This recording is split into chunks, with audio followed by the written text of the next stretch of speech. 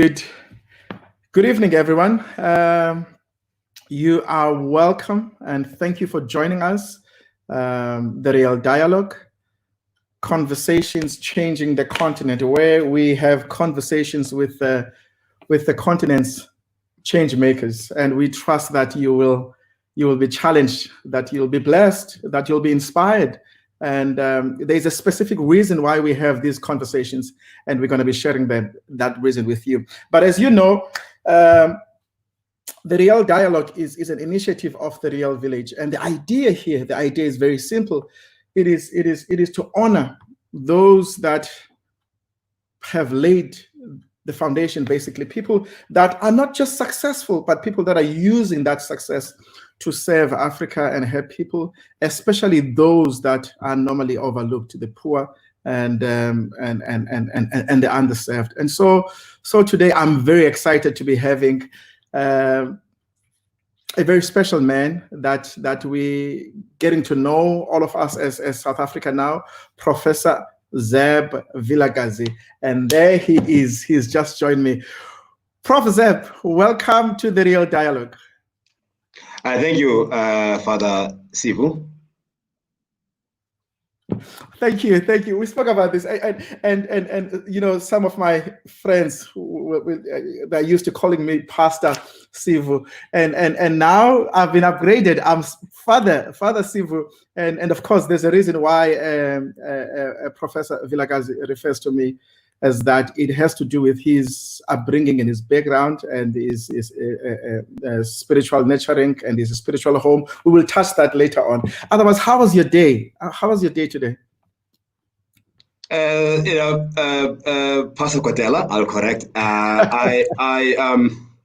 I've had a wonderful day, quite long, and if I appear a little exhausted, it's because I started very early in the morning with meetings, and we are going through the transition now with the Vice Chancellor Habib getting up for the next level and my stepping in. So therefore, there's a lot I'm going through in terms of learning what it means to become the head of a university as large and as complex as definitely. Now, if you don't mind me asking, while during this transition of about 6 months, are you still continuing with your deputy vice chancellor responsibilities still? With some of them, yes. I have been lucky to get an acting deputy vice chancellor who is in the process of stepping in.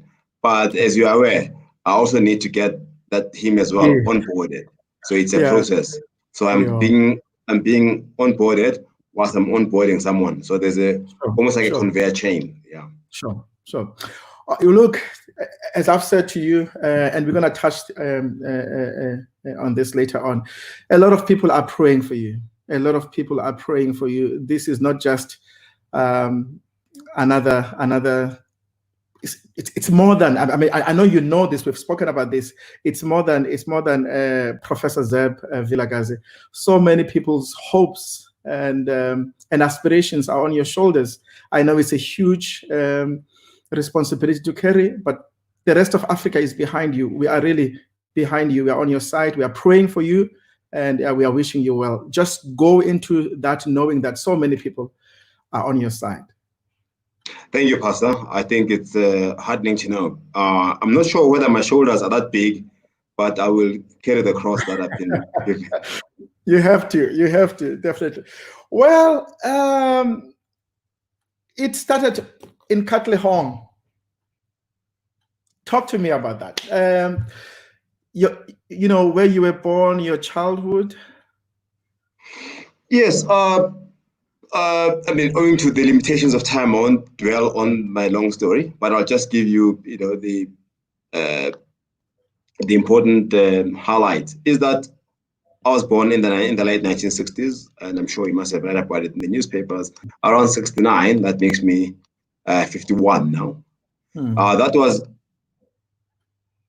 1969, 3 years after the assassination of Dr. Verwoerd, and the then Prime Minister of the country was B.J. Forster, right? Sure. So apartheid was in its fullest force, and at the same time, for the world, it was after the assassination of Dr. Martin Luther King and and Senator Kennedy. And of course, it was also during the period of the landing of Man on the Moon, of which I'll talk more about later. So I was born during that period where in South Africa, opportunities were very limited, whilst the United States was going through the civil rights movement as well. So that actually influenced my background in a way politically, although I'm a scientist, but I've always had social awareness because of my circumstance of my birth. So I did my entire education in Katlehong. Katlehong is a township 20 kilometers southeast of Johannesburg, in a huge industrial area called the East Rand.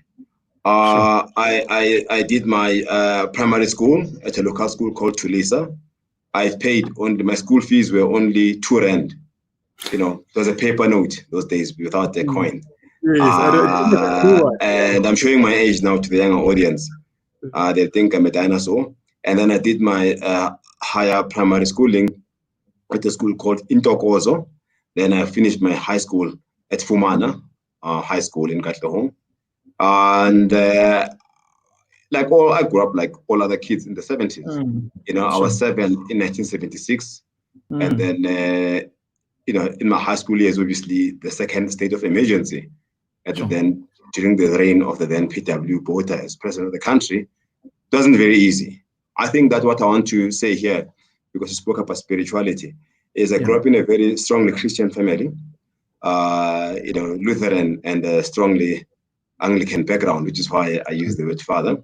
And on my mother's side, I have a lot of Catholic influence. So I went to a few Catholic schools when I went to college in the UK. So, you know, that pastor explains my reference to the clergyman at the church as a father. It's my Christian background I regard, which obviously was, you know, a strong family with very strict rules. In the days when parents were quite strict, they knew how to obviously exercise discipline in a loving way, but not in a way that nowadays, of course, is constitutionally allowed, if you hear me correctly. And I think it's just the basics of the family, the support I received from the community I grew up with, my friends, the teacher at the school who loved children that they taught, and the community that supported one. I think that to me is a brief story in the last 4 minutes of my life. Sure. But talk to me about how were you like at you know, academically at school? Did you always know that this is the path? I mean, this path that you've chosen obviously was not an option back then. You must have had other dreams. Yes, I did. You know, said before that I was inspired, of course, by the landing of Man on the Moon. And I was inspired in March 1981 when they launched the space shuttle. The shopkeeper nearby gave me time to watch it and see it take off. And I went to school and I asked the teacher that I want to be an, you know, I don't know what an astronaut was.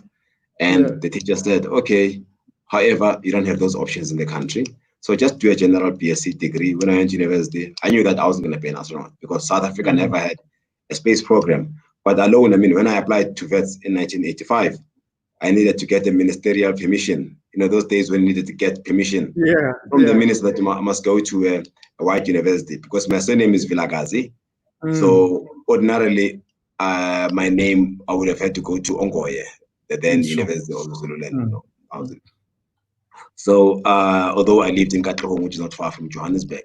So those are the things that we had. I mean, the obstacles we had, and the universities those days were segregated. So, you know, it wasn't very easy. And you ask whether, obviously I had a bit of talent and I showed, you know, aptitude for mathematics, but I never really thought I would be who I am today. I wanted to become a football player. I enjoyed playing football with my friends and or a boxer because I used to like a lot of boxing. In particular, I like the, you know, heavyweight boxing, Muhammad Ali versus and our local boxers as well. So I think, you know, that was what, because those people look like me. So I never saw myself as a scientist. And then speaking about football, your favorite club? I'm going to get into trouble for this. It's Orlando Pirates. I was hoping you were gonna say, but I understand. I'm not surprised though, and from Katlehong. Okay, and then of course you went to Wits and then take me through to your your academic story, from Wits, going to the UK, coming back to finish your PhD with Wits, started working, and please take me through that. Yeah, I mean that's a simple one actually, because I obviously due to funding issues, and at the time there were not many scholarships and there were kind of many technical issues, I found myself receiving a scholarship to go to the UK at Manchester. I did my undergraduate degree there. Then I came back to South Africa in 1991. It actually helped me a great deal to also get out of South Africa and see the other side of the world, what the world is like. And I think it opened up new dimensions, beyond just academically, but just to see how the world is like. Then I came back, I did a master's and I did a PhD, and I was based in Geneva. I had to learn French in the process. Then I went back to Geneva to spend a few years after finishing my doctorate. Then I came to University of Cape Town to lecture, and I stayed there in Cape Town for 16 years before joining Wits again. Sure. The first time I mean, we will touch this later on. The first time as I've mentioned to you, I came across the name Zeblon Vilakazi was when you were in Cape Town at Timber Labs. But we'll touch on that later. But of course, that's where you picked up a little bit of Xhosa as well when you were there. I would have thought you said I picked up good Xhosa. It's not a little bit. I take the compliment. to get you out of trouble. But you also speak a number of outside of Xhosa, about 7 languages. I mean, German, French, Zulu, Swati. Yeah, well, it's Zulu and Swati Zulu Swati would be my mother tongue languages. And growing up in Katlehong, I grew up with them Lokotis, we're Xhosa speaking. It was easy. So so I got to get the relatives who came over, and as kids, in fact, they are my brothers effectively, and sisters. So I used to spend a lot of time there, and the parents spoke deep Xhosa. So I got to familiarize and on the other side of the street, we had Sotho speakers. Growing up in Joburg, you get exposed to these languages. So these languages I just picked up on the streets as I grew up in Katlehong. And then I learned French, as I mentioned earlier, when I worked as a scientist. Likewise, it's German. Sure. And then, of course, right now you are a family man, 3 daughters, and that I know you adore so much. And how old are they now? 16, going on 21. 7, 8, and 7. So there's a bit of a gap, Okay, and I'm sure they must be enjoying having daddy at home during lockdown, that you have to work from home. How has that been? The beauty. I mean, as a family man yourself, is that one thing I like about children is that effectively they strip away your title, your everything. When the minute you're at home, you're a dad. A father. There are certain expectations that they have of a father. They don't see you as this person that appears in you. They get proud once in a while, but when they need your attention, it's not about that talking to the incoming vice chancellor or the deputy vice chancellor or the director of Timber Labs. They see me as just the old man. So that I think is very humbling, because children are very in their innocence, in their honesty, in their they tell me if I've not that my hair is receding, that I'm losing my hair, that I'm going. That is very humbling to kids. Yeah. Look. I'm gonna touch this. What I'm about to raise now. If for anything, number one, because it is part of who you are, it has made you who you are, and it came up in our earlier conversations, but also I think it's very important for people to know. I mean, we look at people like you who have made a success of what they do, and sometimes we don't realize that you also go through there's challenges that other people also go through. Talk to me about the experience of losing your daughter at the prime of her life. Yes, we discussed it yesterday, and I think now that we're talking about matters that relate to one's moments of glory and deep moments of extreme sadness, I think there's no sadness that can describe the loss of a child, because the expectations are that the child should be the one that, as you say, bury you in your old age. So therefore, to see that reverse, what does the Bible say that or some expression? I think it comes from the Bible that the heaviest coffin is the one of a child. So I think that was for my family and my wife in particular was a very deeply saddening story, and that is the ultimate low point. However, what I derive strength in is, once again, the amount of support I received from all those that were my colleagues, and general society. So I think, even in a moment of triumph, as you said, that I have inspired many, but I hope also my story is that life is not just that straight. Life has got these dips and it's got these ups as well. Definitely. Thank you for allowing me to test that as well, and then transitioning into your work, and of course, I mean, you would know this the responsibility that you are about to assume now, perhaps is a bit different from what you have always been doing. You mentioned this even when we were talking that. I'm a scientist. This media thing and having to deal with the how has it been? Has it sunk yet? What's happening? Some of my colleagues and friends tell me to savor the moment because it will be tough in 2 years' time. So enjoy this moment as it lasts. And I mean, part of this engagement is just to go out there and try to engage with the broad society, because my role now is more than just me being someone doing research and managing research, but it's about engaging with society. Obviously, I'm sure that some of the listeners and those that are watching the show will know that the current Vice Chancellor is out there. He's well known to be engaging with students on social media, and because of his background as a political scientist and as a public intellectual, right, lends itself to that.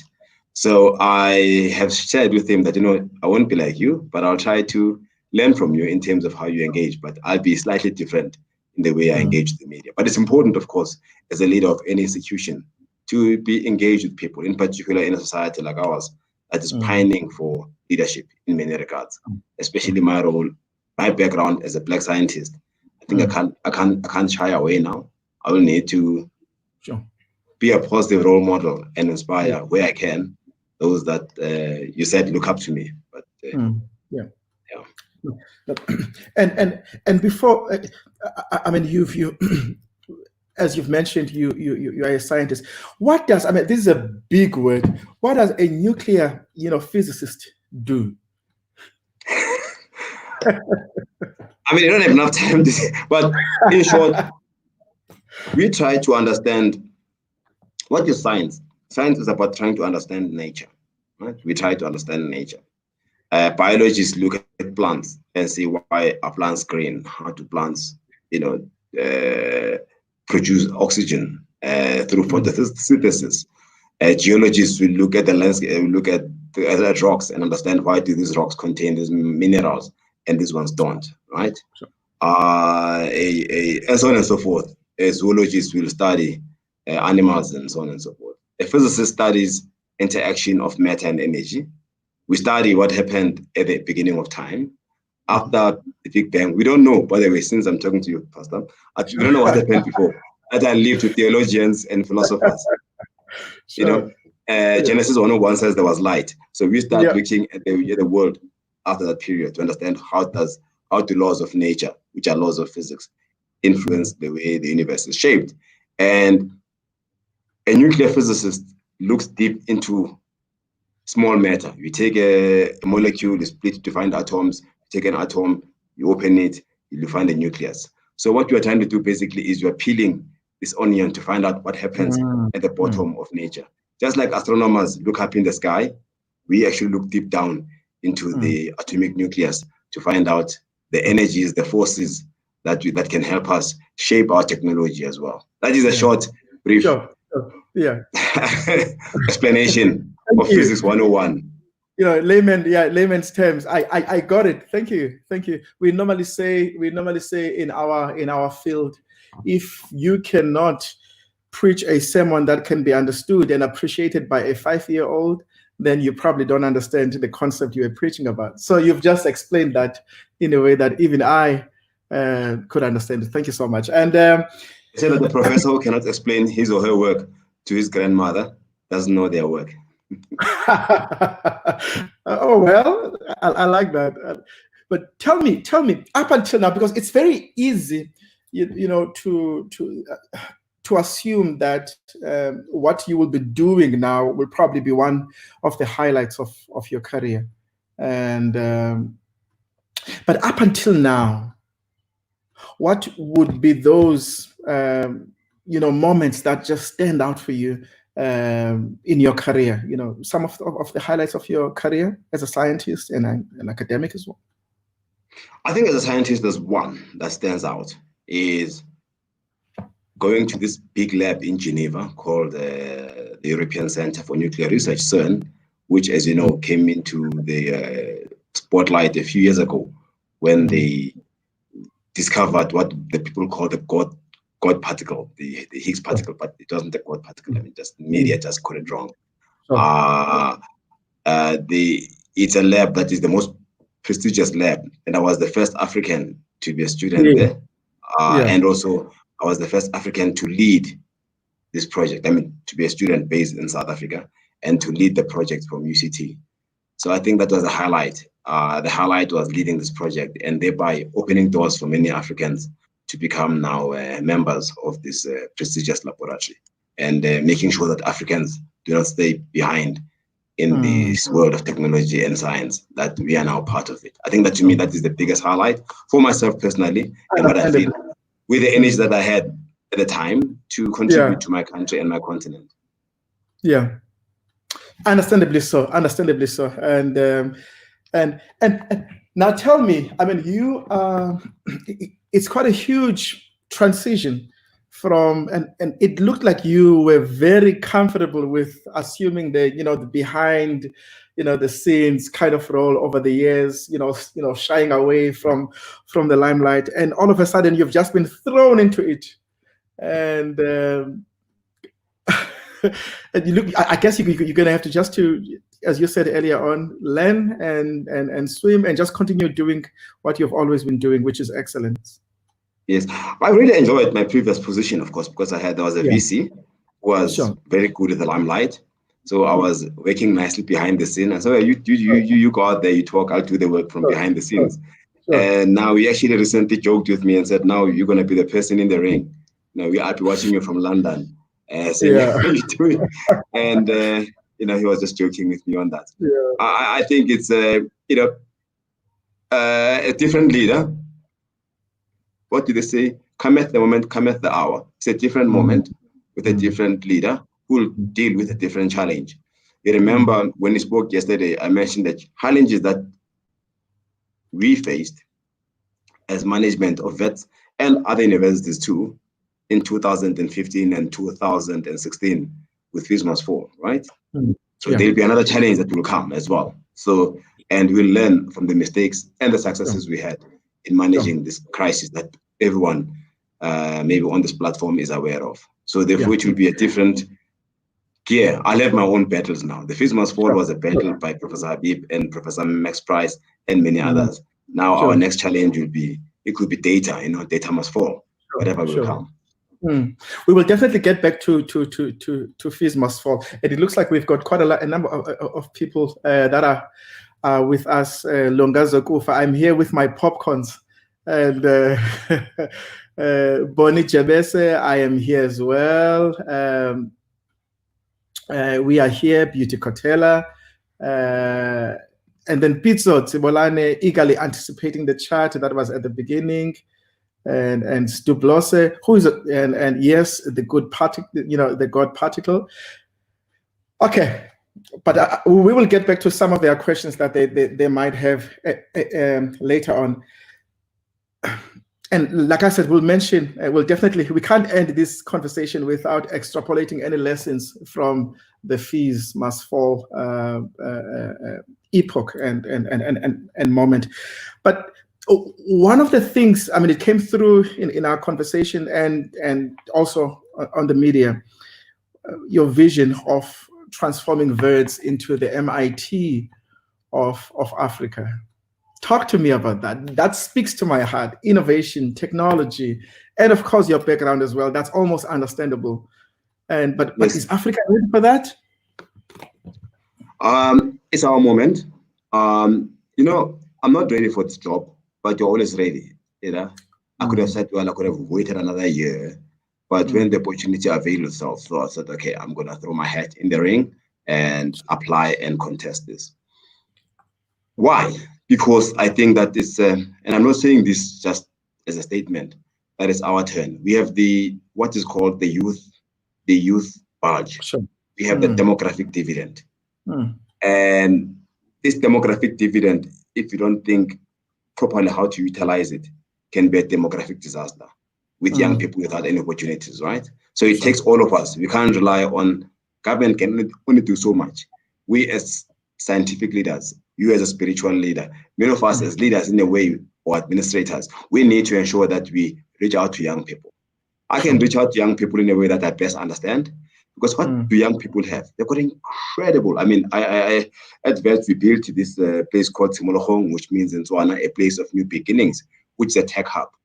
It's amazing how many young people come with great ideas that go like, we can address this issue of transportation, of delivery of health, because I've got a granny who lives in this particular area. You can use drones to deliver medication, and you can't have all old people getting medication delivered to them when they go to doctor. So I think, to me, what I will do is you harness that youthful creativity, energy around the area that surrounds Wits, called Braamfontein, where you've got UJ on one side, you've got Wits on one side, you've got all the industries, all the financial services around. And I want my students not to become job seekers. I want them to become job creators. What stops us, Pastor Sifu, from us producing our own platform that we're using, not importing it? That, to me, is a major decolonization project, because if you are able to create a technology, if you are able to generate technologies that you can export and they bring back money to South Africa.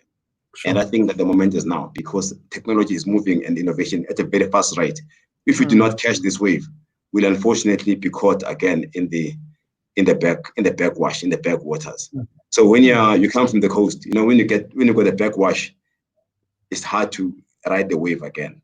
So I think my drive in the next 5 to 10 years, should I be given the opportunity to extend my leadership at Wits, is to ensure that we create out of the university a tech incubation hub that will change the way people see Africans. That Africans can create, Africans can drive technology, Africans can be leaders in innovation, and then we can have our proper seat at the table. Thank you. It looks like somebody just said, I am very much appreciating this conversation and also adding to my collection of Black role models. Thank you, Tango, for this giant, great Grootman. And I refer to it as the Higgs boson. And that's Ambesikaya Nyanakano Kango. Thank you, Ambesikaya. And Stu Blosse says, sure, there it is, reach the young people. And so with SA being a largely labor-driven economy, how do we attract Black African youth into academia and space of knowledge production? Mr. Blosse, that's a very good question, because we Africans see ourselves as only being laborers, right? I think that talent is distributed uniformly across everyone. No one is born without, obviously it varies differently. So if South Africa needs to move into the tech innovation age, because labor was driven in the old days by mining, was driven by, certain industries. But for us to move with the fourth industrial revolution, we should now change from physical labor to intellectual and creative labor. Labor is still labor, people have to work, but it's a different form of labor. And the labor that we talk about now is a labor that needs young people. I believe that young people can take chances that I can't. I'm too conservative as I get older. The young people can have this creative energy that allows us to not follow the same models that Western Europe has done or North America, where they build large factories. I think that day is over because of carbon dioxide emissions and climate change. Now we need to go into smart industries that rely on technological innovation. And I think that, to me, that's where labor should be channeled now. And how do you attract young Africans into academia? Through positive role modeling. And there's no shortcut. I'm going to say this to the young generation here. Nothing beats, we call it elbow grease. You put grease on your elbow, you buckle down, you read, and you swat. Nothing beats hard work. There is no shortcut in life. There are no shortcuts. You just got to be able to put in the hours. It's not that one is super talented that you are here. You have to put in the hours. Delayed gratification. These things don't come overnight. It takes many hours of almost like fruitless study, but you'll reap the rewards sometime in the future and make an impact. Same old formula. No shortcuts. Sure. No shortcuts. Thanks, Prof. Zeb. Please keep your questions coming. And Mzianda Koli said, very wise black man you have there, Kwalo. Kwalo is my clan name. And very wise black man you have there. Thank you, Mzi. Look, all right, perhaps let me ask this question, because you've already, touched on your dream. And so I'm going to ask a question that basically speaks of both your dream and fear as a leader and assuming this responsibility. The question is perhaps one, but is twofold. And the question is this: what is the one thing that, even if everything else that you planned came out well and it happened, but what is the one thing that if it does not happen, then you feel that you would have failed? What is the one thing that you cannot fail at? At the end of your term, it needs to have happened. Even if everything else doesn't happen, but this one thing needs to happen. If the MIT doesn't happen, because to build an MIT takes 100 years, right? So I can't do that overnight. Rome wasn't built in a day. At least I will have hopefully planted a seed. But if in the next 5 to 10 years, say in the next 5 years or even beyond, we are not able to produce enough Black professors, Black African professors and women, then I think I would have failed. Of quality, who are able to do even better than I've done so far, then I think I will have failed. Because I think, to me, that is my next challenge, to ensure that we produce a layer of successors who will pick up from where you have left. If you are not able to reproduce yourself, then you have failed. Sure. So that has got to happen. But here's the flip side of the question. Basically, the first one was, if everything went wrong, but this one happened, and you say to me that would have to be producing, Black professors and particularly female professors. But how about this one? If everything goes right, maybe it's the same question. Maybe it's the same question. But talk to me about your the one thing that you do not want to happen. That even if everything goes well, but if this one thing happens as well, that it has a way of clouding all the success that you would have had. The one thing you fear and you do not want, and you would hate for it to happen. And another fees must fall, perhaps. What's the one thing that you don't want to happen in your tenure? What I don't want to happen in my tenure is for the university to lose. I mean, it won't happen, obviously. Sure. I don't want the university to drop and take a step back. I want the university to be in a much better position than I found it, because you must also change the narrative out there that I mean, I'll be blunt, that there hasn't been many cases of people like myself taking over and taking this any institution as complex as the one that I'm running to the next level. So I don't understand this level, let alone go backwards. So that is failure, by the way, if I don't take it to the next level. So to me, failure is we need to be say, Vilakazi found Wits here, he's taken Wits there. Anything short of that to me will be failure in all measures. So that is failure. So maybe I'm setting high standards, but to me, standards is not. I don't think there will be any. I promise you, under my watch, I'll be tight with finances. I'll be disciplined in managing the university. You'll not hear of me in scandals, but to me, it's obviously there'll be issues. I mean, you're not the only person running a university. But I think that the biggest failure is not to do anything at all. Sure.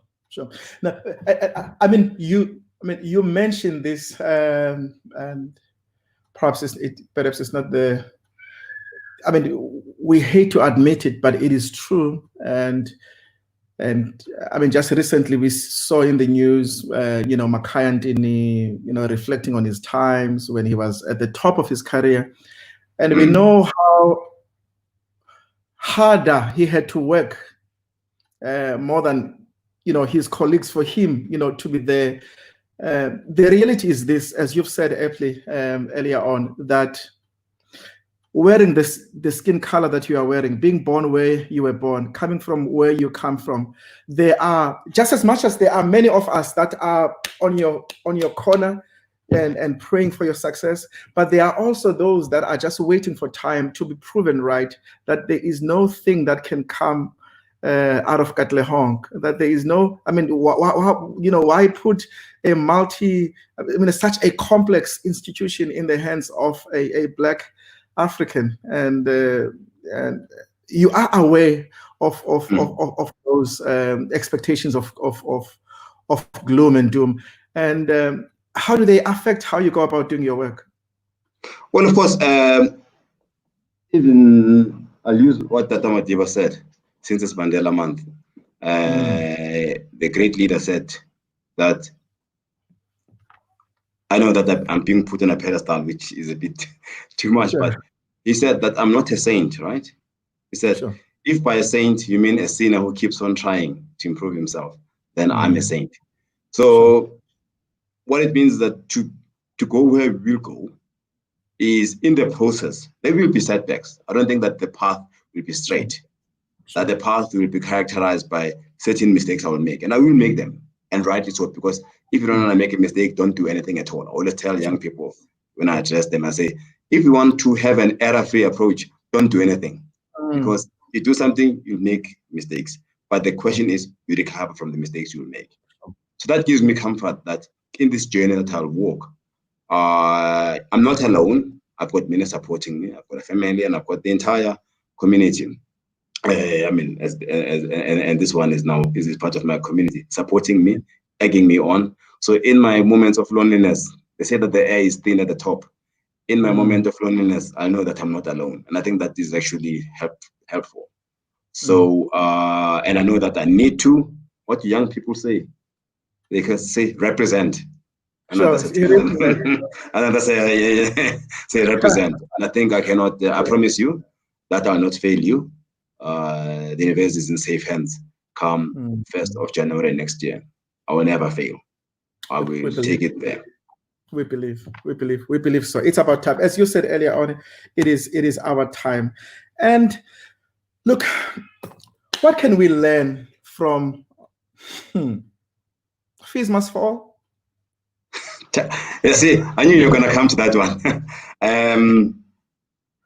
What did you learn? Obviously, that and largely and UCT were right in the eye of the storm. I mean, I remember when I was away at the time, I was at a conference abroad when Professor Habib was on the floor with students. I remember that. I remember. So, sometimes to me it was what I would call rapture. I think for a while we had not been communicating effectively. We were talking past each other.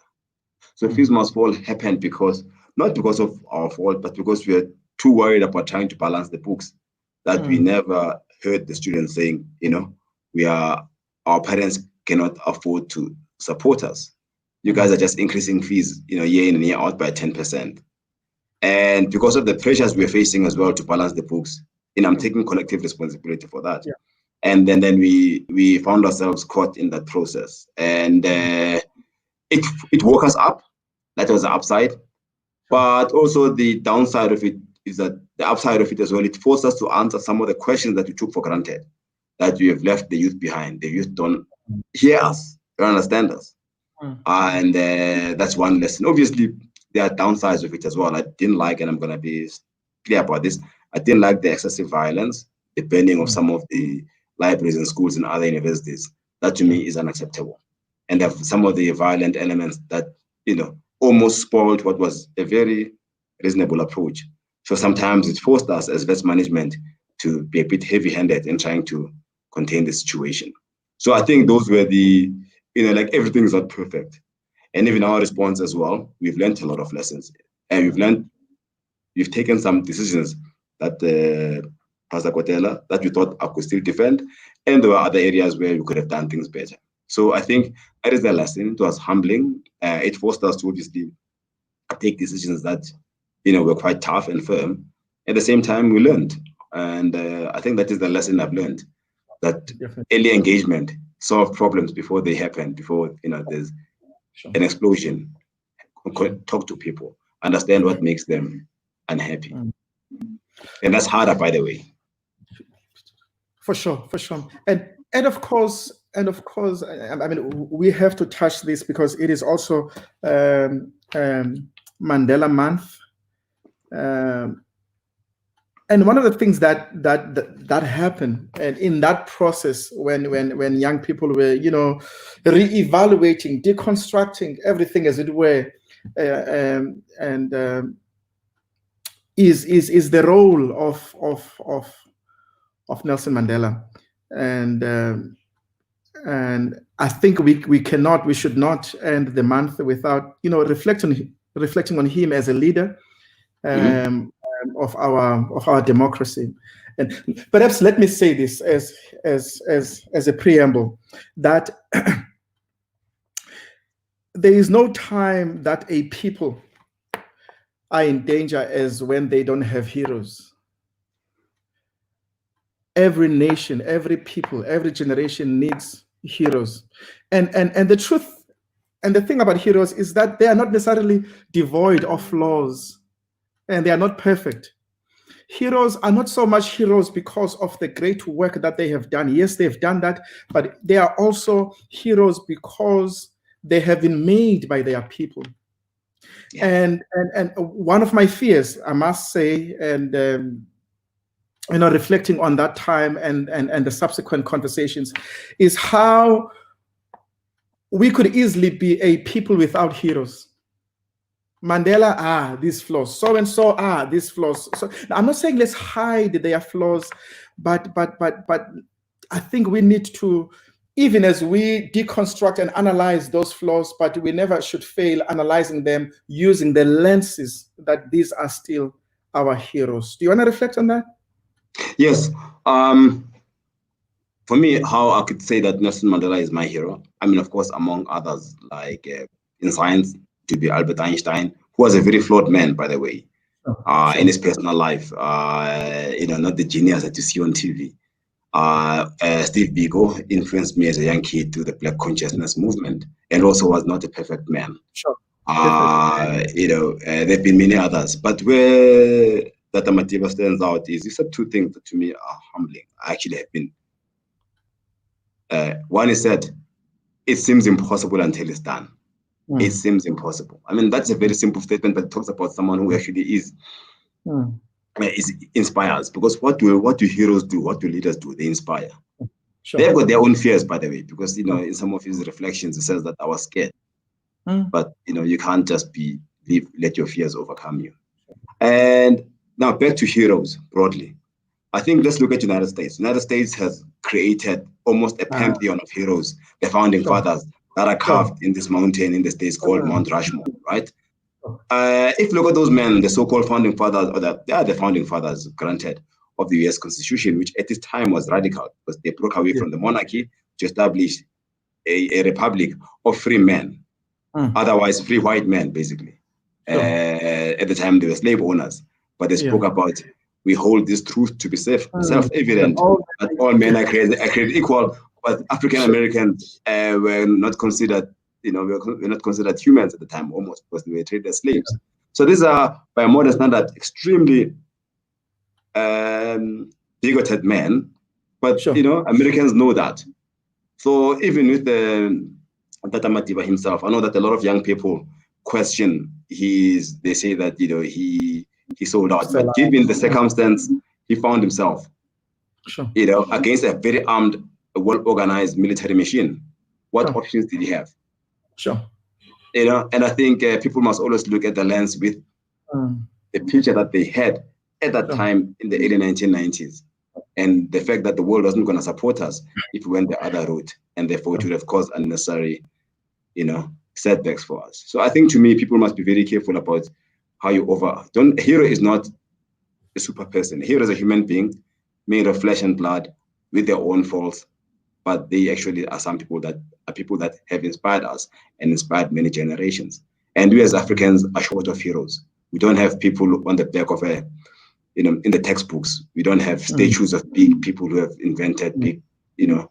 And the only hero we have that is universally respected in this world is Mr. Mandela. Couldn't have said it better. Somebody's asking, as we are Pitso Tsibolane, Prof, you have one of the most enviable and inspirational scholarly records. A 5-year age index of 92, and then he's done his homework, and I-10 index of 229. Wow. What is your attitude towards NRF ratings? Do you have an NRF rating? Yes, what's my attitude is that the ratings, I mean, Pitso really asked a very scholarly question that's quite technical. I will not get into detail. Even the H index and the I index themselves are just measures that are matrices. You cannot do something as complex as you work.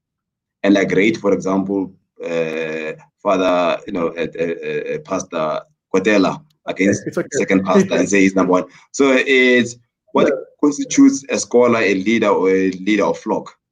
It's not just one number, right? It is many attributes that you cannot put down to a number: empathy, caring, leadership, vision, and those things. So yes, I do believe that the ranking is important. I was actually rated when I was younger as a promising young researcher.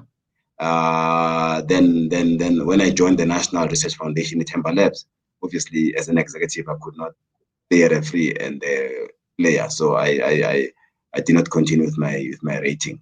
It's a very important instrument to measure the strength of a scientist, because we rate scientists according to various levels, but it's one of the many indicators of a scholar, of a leader, but it's not just the sole measurement you can use to say, you know, this professor is better than that other one because of that rating. There are many things you need. A person is much more complex than just a single number. Another question, we are taking your view on free basic education and its preparedness to provide tertiary institutions with the correctly qualified young learners, especially to answer what industries need. Are we producing? I think what you need to do for free basic education, I do believe it strongly that Africans we need to ensure that we get more women into so-called STEM fields, science, technology, engineering, and maths. And I think that we need to do a lot of hard work in improving the quality of our education. I mean, I don't, you know, if something is free, but it's got low quality, then you have actually wasted a generation. I think that, to me, is almost bordering on being criminal. Rather, you actually say, if it's basic, it must be affordable. You know, I can say that you can have something that is needs blind, but once something is free, gets taken for granted. As a man of the church, you told me that you were once the leader of the flock in a church, in a formal church setting, is that, I remember as a child, when I went to church, there was this gogo who would pay a cent, when they did the mkoleko, and then there would be the richer person in a township who would contribute 100 rand. But be it a cent, 20 cent, 30 cent, everyone has put their skin in the game, because therefore they feel that they own. The minute something is free, you don't have ownership. So therefore, ownership is not about being costly, but if education for those that cannot afford, this of course is made accessible and available. But for those that can pay, I do believe that they can pay to within a reason, because that actually creates a sense of ownership, that I've built the system, I'm part of it, I built this church, I built the school. Yeah. And Elvin Masarira, excited about Prof. Vilakazi at Wits. You can see the question there, right? Yeah. How can the universities make kids excited about math and science? The universities only cover, as they say, the tertiary part. I think the education of a child, the most important part of a child's education, Alvin, is actually at primary and secondary school. I was inspired to become who I am. By the time I went to university, I was already a nearly finished product. The university just served the role of just fine-tuning me. But the actual molding and bending and shaping happens at primary school and secondary school. So I think, to me, the onus is on us as the community, working with our school teachers, take ownership of our schools, make sure that we prepare our children for a better future through early childhood development. That's very important. And children don't perform well, not because they are not able to perform. The delivery of food, make sure that they've got appropriate nutrition, because if you have proper nutrition at a young age, your brain growth, has been proven by science that your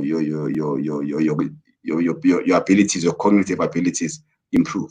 So I think, to me, that's where it starts. You must start with the problem at the root cause, and then by the time we come to tertiary, we are able now to ensure that we give them we open up their minds to a much broader world out there. Sure. This one is, I think, is very important. Again, from Pito, about the late Professor Bonganim Ngobe. How he suffered a lot of emotional anguish in the hands of the institution he served, including his Black students. What should we learn from his tragic end of his life? When I lived in Cape Town, Bongs and I were neighbors. Professor Mayosi, he's a man I hold and in high regard. The best of us all. He was the finest of our flowers, and taken too soon. Is something that, is a very tragic indictment on us as well as Africans, that, we let him down. And of course, on the institution that people felt let him down as well. So, we just got to ensure that in his legacy, we support those that are in these positions, push them, but also make sure that they don't find themselves isolated. That's all I can say. Sure, thanks. And here's another question. I think we might as well just look into this. How can, this is from Pandulwazi Kamata, how can university bridge the gap between school and industry, which is, very wide and getting wider? Pandulwazi, that's a tough one, That's my assignment. You can ask, I will give you the answer in 5 years' time, 3 years' time, when I found a solution. Because sometimes we academics think just by learning maths, everything, but the real world is different. So I think that is something that I think, to be honest with you, is a challenge you need to work. We need to bridge the gap between schools, universities, and what is out there in the real world. And sometimes industry complains that you guys are producing people who only know theory, but the reality is that out there, things work this way. And I'm prepared to learn. All I can do is talk to industry, find out what they want, and see how I can modify the syllabus to manage that. Sure. And of course, we spoke about this. What is your dream, Africa? How does it look like? what's your dream about Africa, and what is your dream Africa, and what do you think we can and should do to get there, and what do you think stands between us and getting there?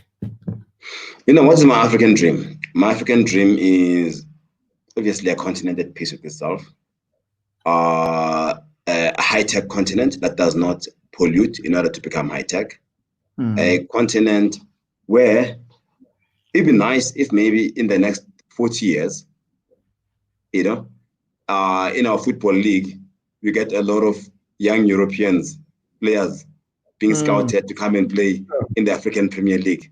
Like if our PSL now is even better than the EPL in the UK, that we don't have our young people being insulted in Europe, that we've got our young Europeans coming to Africa. That applies across, Minister, that we shouldn't be seen as people going to Europe to beg. Accept me into your team. We are always arriving in boats that are, rickety, where a lot of them drown across the Mediterranean. I think we need to create an Africa where young people feel that they don't owe anybody anything. They mustn't go out there with a begging bowl, but they must go to other parts of the world and contribute as equals. That's my big African dream. But I just use soccer as an example. Yes, exactly. Yeah. A league. It's just a standard, a league that will attract top European players to say, you know what, I want to play in the Nigerian league, I want to play in the South African league. Then that means that we are there. Sure. Thanks. And of course, what is standing between us? What do you think are some of the threats that are threatening that African dream to be realized, from being realized? Yeah. That the Nigeria, for example, Pastor, they got some of the smartest people, right? Where do they go? Yeah. They go to America because of bad politics. I mean, let's be honest about it. Sure. Is that if the political environment is not supportive of his talent, if you are talented, then you are seen as being clever, whatever. Then people go like, what am I doing here? I'm not being appreciated. The minute you appreciate our people better, not insult them, not mock them, then I think, to me, it requires a more mature politics to allow for people who are talented in various forms, in the arts, in the academics, to be appreciated and respected. That's all they want. Sure. And of course, perhaps our last question. It takes the village to raise a child, and there's we speak of this, the myth of individual success, and which is really not there. We are here as Africans, we believe, because so many people have contributed to who you are. Who has been that village for you? That teacher, that reverend, that father, that pastor, that aunt, that colleague? The village has been, okay, let me just use, for example, it's not only African. Isaac Newton, the man who discovered gravity, to use for the want of a better word, said, I saw farther than most men. Those days, there were no gender sensitivities. Sure. Because I stood on the shoulders of giants. Sure. It's a universal expression that you are who you are because someone gave you a leg up, right? I told you the story about my family. First, started with my family, supportive siblings. My brother was a teacher. He went to college instead of going to university to ensure that he supports us as a big family, right? And that's with home. And then I had the neighborhood. I had the teachers. I had the mentors, professors who were kind to me, who were white. Some of them, the senior professors, who took a chance on me. Because mentoring a person is not about giving them, resources. It's just to give them, it's to trust them and say, you do this, I know you do good, and affirm them. So I think to me, I've been lucky in that regard, that I've had people across all walks of life who have given me the opportunities, trusted me with big responsibilities. And out of that, I made sure that I don't fail them. Thank you.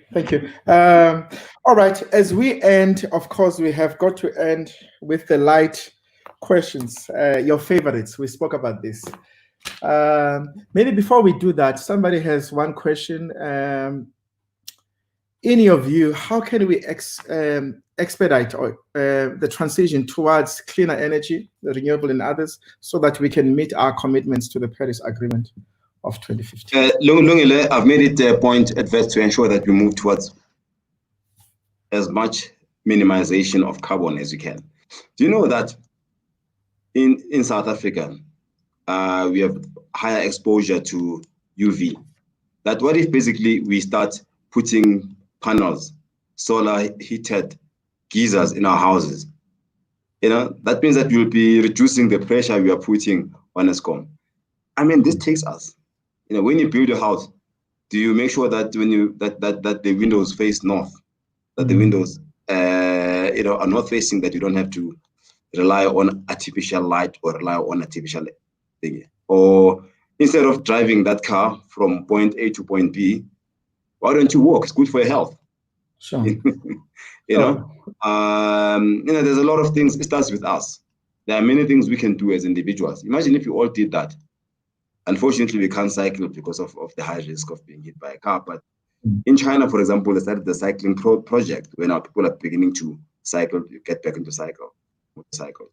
So there's a lot of things we can do as individuals to do that. You cannot rely on the state. The state can do something at a bigger level, at a high level, but it is us as well as individuals to say, instead of hailing that taxi, why can't I walk just that kilometer like we did when we were young? Sure. And it's good for us, and I think that saves the environment. Sure, definitely. Makes us look better as well. Your favorite dish? My favorite dish is I like cooking. I'm not of course, a Jamie Oliver, sure. But my Sunday after church roast is a leg of lamb that I prepared the night before, and I really enjoy that. And with something that I will not talk about that makes it even much nicer. Not pasta. Just a nice glass of water.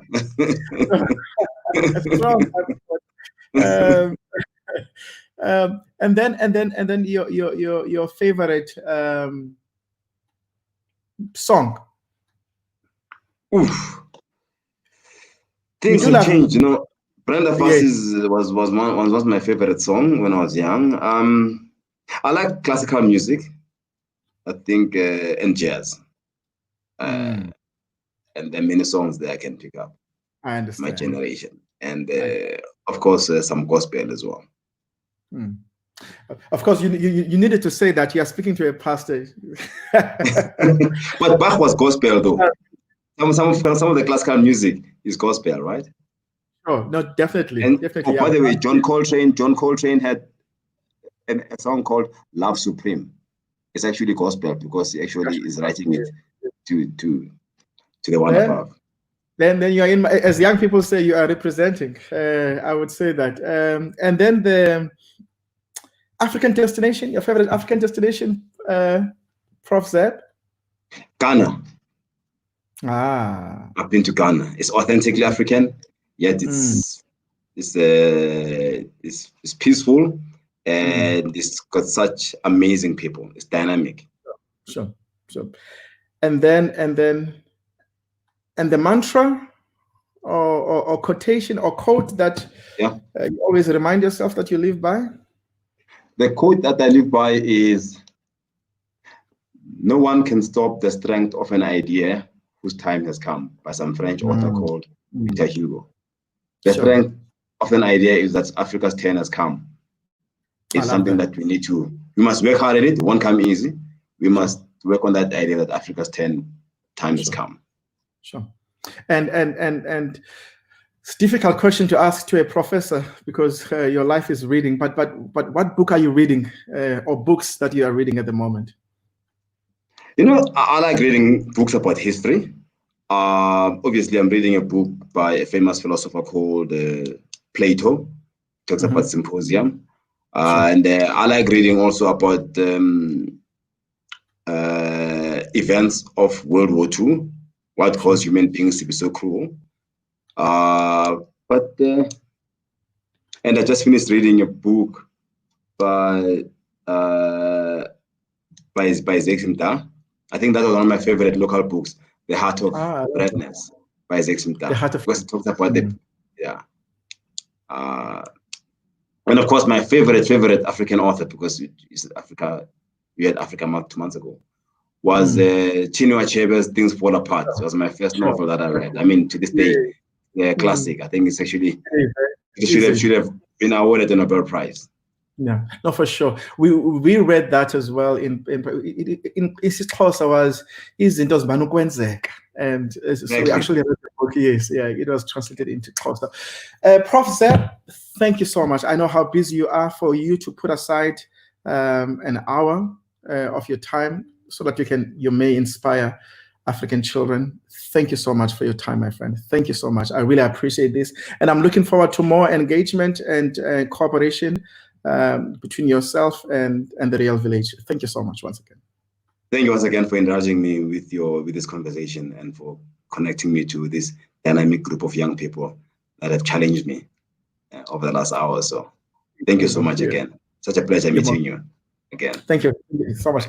Everybody, thank you so much for joining the Real Dialogue. And in the words of Mangaliso Sobukwe, remember Africa. All the best. Good evening. We'll see you next week. Next week, I know for certain that we are having Professor Mfundo Mabenge, but you'll get to hear more about him. Thank you so much. God bless you. Take care. Remember Africa. Bye-bye. Good job. Bye-bye.